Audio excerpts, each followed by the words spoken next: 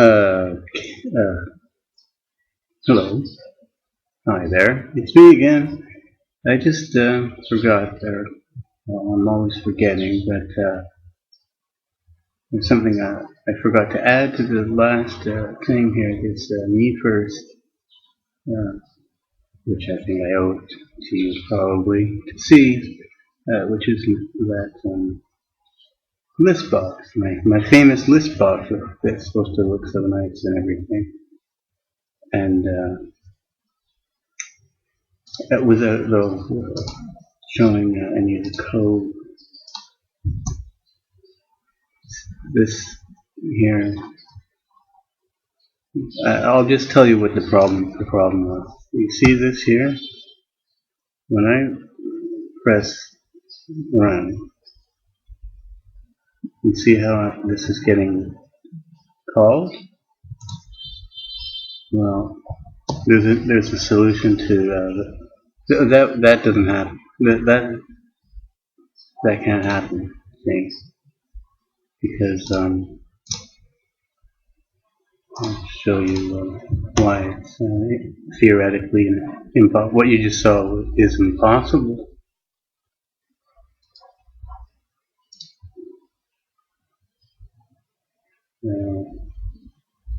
See, because I have owner draw fixed here. And if this is owner draw fixed, that won't happen. What you just saw won't occur. That's just the way it is. So that was my problem. And you can see it. If you don't believe me, I'll show you online where it says. But, you cannot do that. That's just, it wouldn't work. With Microsoft.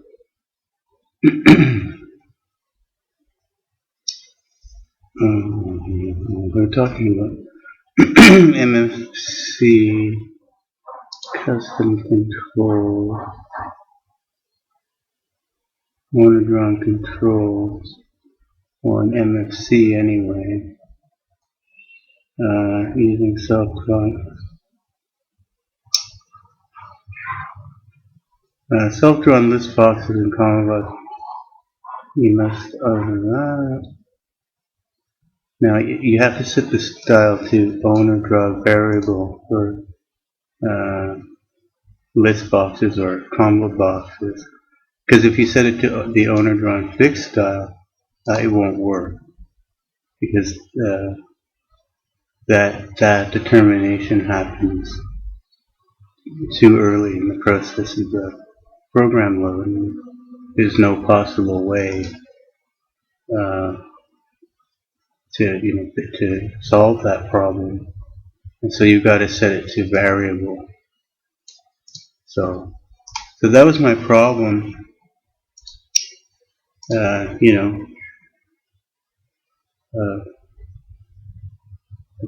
fact that what you just saw is impossible. But anyway, so then I went ahead and did that, just like I made the full screen impossible. The impossible full screen DOS command prompt thing. I also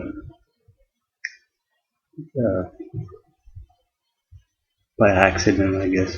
Well, it took a lot of work, but I did set, as you saw there, the style of that list box. It's not variable as it's supposed to be, because if I set it to what I've got here fixed, then it can't work.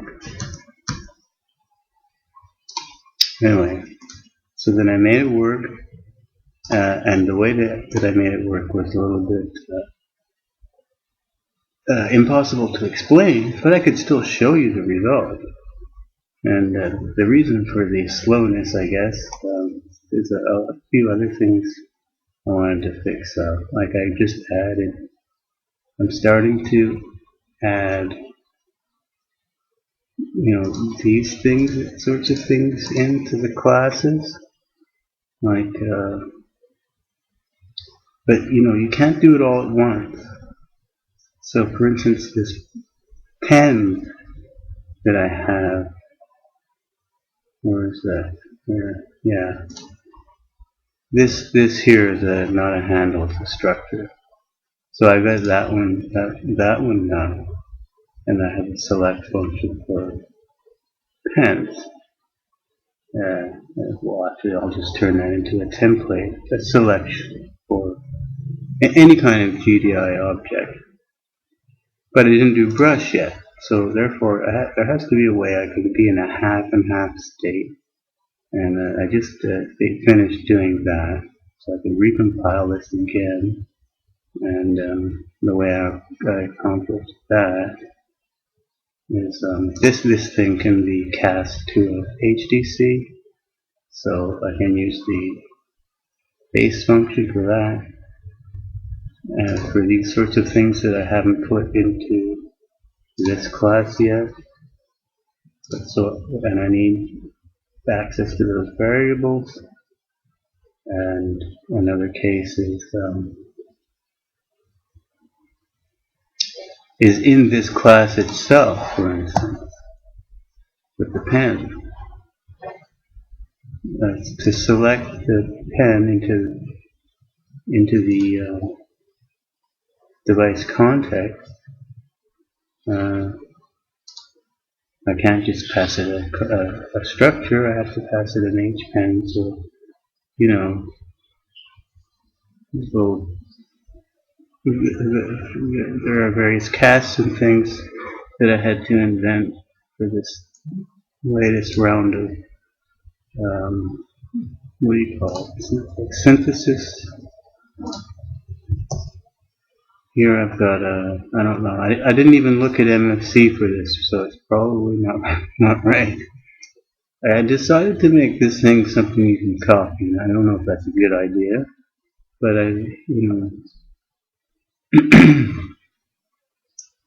it could work out to be bad because of these no, actually, I think I'm okay. And I had a constructor from an HPen, but I removed that, so I think I'm okay. But the problem is these handles have a reference count on them, and suddenly somebody just uses any old handle that doesn't belong in this group here. Then you get essentially you get an extra delete, an extra decrement of one of these reference counters. It doesn't matter. The point is that it's in a half-half state, but I can still run the dialog. So I'll run the dialog to show you what it looks like. And it's got some icons in it, see? I made a lot of those icons work using GIMP. GIMP, the magical program. It's funny. The other day, or was it yesterday? I read online that if I hold the control key down and click, it's going to do a double click. But it doesn't. And I tried it and it was working. Anyway.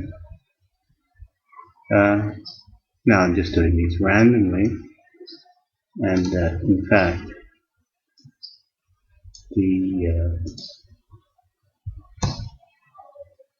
the icons, I've made it in preparation to transfer this listbox over to that other project.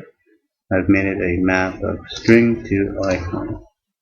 But in fact, that's a pretty good, pretty solid mapping. You see, you might think that a list box has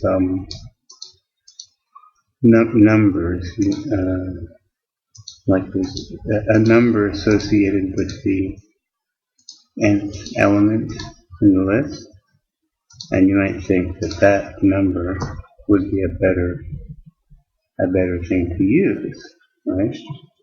Rather than the string. Like for instance, this string is the same as a lot of other strings. Well, not in each listing, but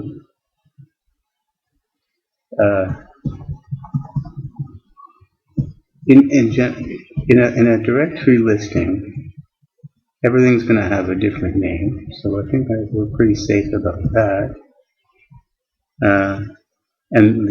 But the real problem is if somebody made a suppose you were trying to map the actual index number with an icon.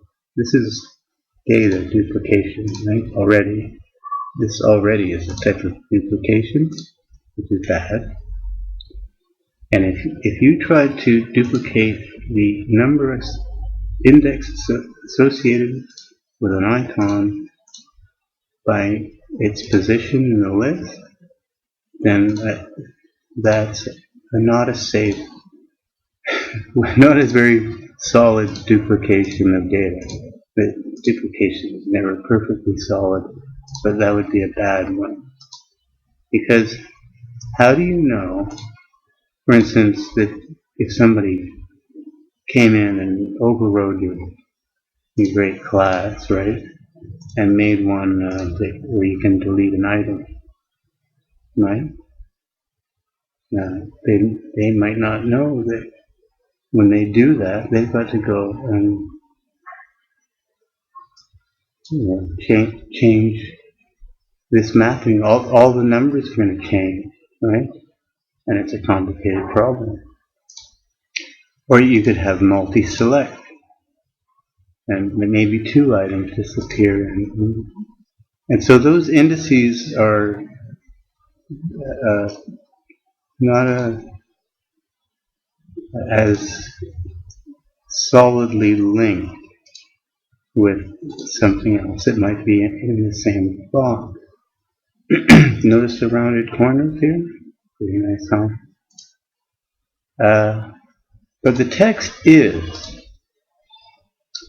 like, even if somebody came along and deleted some of this text, my map is going to return me the same icon for the same text. So it sort of makes visual sense, and it makes logical sense to use that instead.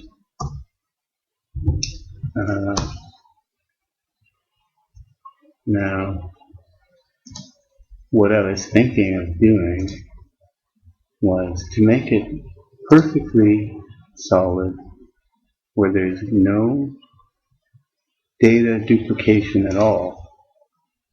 I could actually put the handle to the handle value for the icon associated with an entry in the string text. And the way you could do that, one could do that, is to put in a special character, like let's say a character which would normally be invisible, like 20,000 hex, like a space, right? And then following that space, you just put the numeric value of the handle, which it shouldn't contain any double zeros. Or if it does, you could make sure that you just cast it as a number. You could use any string you want, okay? In fact, you could convert it to a decimal string. And when it comes time to draw your string, you just treat that special character as a null terminating. You do, because you're in control of the drawing. So you're the one drawing the text. So it doesn't matter what follows, or if you have a special character, what follows that. You don't have to draw it. Just treat that as a null. So 20,000, and then the following string, the remainder of the string is a decimal value that represents the handle to the icon, and then you just send that string off to the operating system. Well, I don't. Somebody does. Not in this case, anyway. But the filling in of these strings is not done by my program. I'm using a special thing. But the other program does fill in its own strings. So I could use that trick. And in that case, there's no possibility of any synchronization issues. Anyway, I wish I had I only put 10 icons in here. It's not really enough. I should go around and look for you should see my icons directory. I had so many icons, I started deleting a bunch. And then I realized I deleted all the little ones. I don't know if I mentioned this before. And so I didn't have some of the ones I wanted for something. I was trying to find some little icons that would be good for something or other. So then I just did, using that crazy program, starting from the root to Windows, all DLLs, including every subdirectory. Let's see how many files. I moved a bunch of them away. I moved some of them into here, not copied, but moved, just so I could see the ones that might be associated with Explorer. And it's counted up to 27 5. So there are nearly 30,000 icons in here, and okay, 160 here. So, I'll never need to look for another icon again. And that's just DLLs. Oh, I did program files, exes, how much was that? But then I deleted a whole bunch. That's the problem. I only left the nice, really big ones. Oh, look at that. Now that is a nice icon. Oh, I remember this one. I'll just make a copy of that, so I don't forget that I want to use that. Because of GIMP. All because of GIMP. If it weren't for that little program in it, which I still am getting much better at it, but I still don't really understand exactly what's going on. All I got to do is go through and just unclick anything that says PNG and save, and can't save, export, and then it works every time. And I also can get rid of this speckly stuff. Some of them look speckly, and that's easy to fix. See this? There's no reason why it should look speckly like that, and you can fix that with that program. It's partly that program's fault because it looks speckly, because that program is handling this drawing, and it's drawing too many of the layers. There are some speckly layers, but I don't think they're meant to be drawn in this particular box. Here it's nice and smooth, see? But here he's just drawing every single layer. I don't think that's right. Anyway, but there's nothing like this dialog box. And compare that with this horrible thing. There's no comparison. So that's what it's going to look like when it's done. Almost like a commercial product. I can make money. Sorry, I was just joking. Alright, so that's it. Hope you enjoy looking at the box. And if you want to actually look at the code that makes the box work, you can always send me a message and I'll send you a link to the code. See ya!